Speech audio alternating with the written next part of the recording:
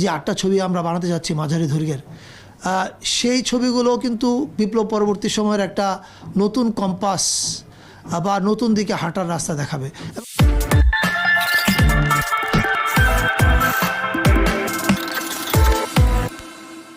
আমরা বৈষম্য বিরোধী আন্দোলনের কথা বলছি। সবচেয়ে বড় বৈষম্য তো রাজধানী কেন্দ্রিক, মানে আপনি দেখবেন যে আমাদের সব কিছুই রাজধানীতে, রাজধানীর বাইরে যেন আর বাংলাদেশটা এক্সিস্ট করে না। এই প্রজেক্টটার মাধ্যমে 8টা বিভাগীয় শহরে যে ওয়ার্কশপ হবে, আমি বিশ্বাস করি সেটা একটা উন্মাদনা তৈরি করবে এবং আমাদের মূল লক্ষ্যটাই হচ্ছে এই উন্মাদনাটা তৈরি করা সারা দেশ জুড়ে। আমি সবচেয়ে খুশি হব আজকে এই যারা ওয়ার্কশপ করবে ওখানে, এই ফিল্ম মেকিং ওয়ার্কশপগুলো আজ থেকে 10 বছর পরে, ধরা যাক তাওকির কোথাও গেছে বা শঙ্খ বা অনম, ওখানে কোনো একটা ছেলে যদি উঠে এসে বলে যে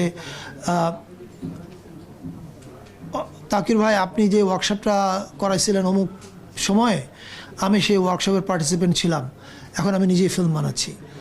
I think that will be the best feeling for এই যে 8 জন ফিল্ম মেকার যারা ওয়ার্কশপ নিতে যাচ্ছে, তাদের জন্য এটা হবে সবচেয়ে ভালো গৌরবের মুহূর্ত।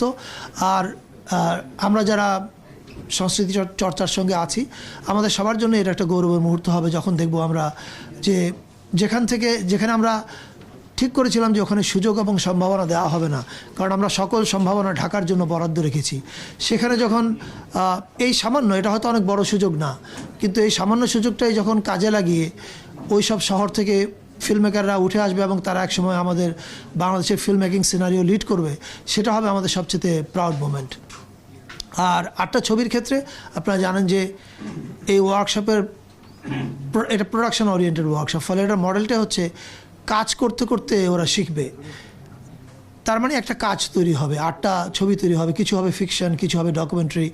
এবং এটা আমরা স্পষ্ট করে বলতে পারি, আমাদের ফিল্ম মেকাররাও জানে, সরকার তাদেরকে কোনো প্রেসক্রিপশন দিচ্ছে না এবং আমরা চাইও না তারা কোনো প্রোপাগান্ডা ছবি বানাক।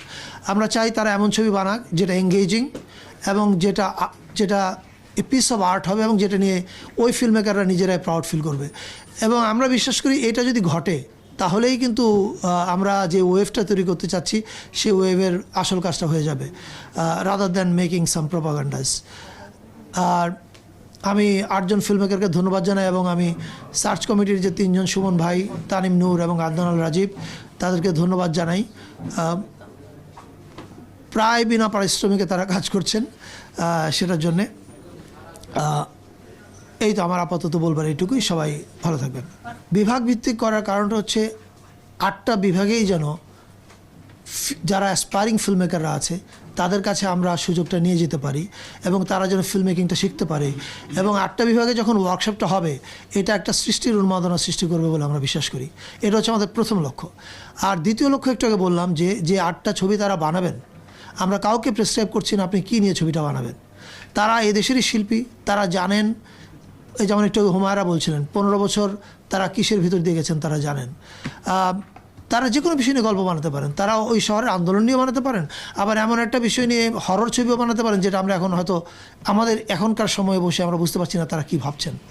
এই ভাবনার জায়গাটাতে আমরা তাদেরকে সম্পূর্ণ স্বাধীনতা দিয়েছি, কারণ এই যে এটা যেন আরেকটা সরকারি কাজ হয়ে ব্যর্থতা পর্যবসিত না হয়। আমরা চাই এই 8টা ছবি এঙ্গেজিং হোক। এবং আবারও বলছি, অনম যেমন তার কথায় বলল, আমি বিশ্বাস করি আমাদের সব ফিল্ম মেকাররাই জানে যে এত বড় একটা বিপ্লব হয়ে যাওয়ার পরে যে 8টা ছবি আমরা বানাতে যাচ্ছি মাঝারি দৈর্ঘ্যের, সেই ছবিগুলো কিন্তু বিপ্লব পরবর্তী সময়ের একটা নতুন কম্পাস বা নতুন দিকে হাঁটার রাস্তা দেখাবে এবং সেটা নিশ্চয়ই তাদের গল্পের মধ্যে থাকবে। সেটা আমরা তাদেরকে বলে যাওয়ার প্রয়োজন মনে করছি না।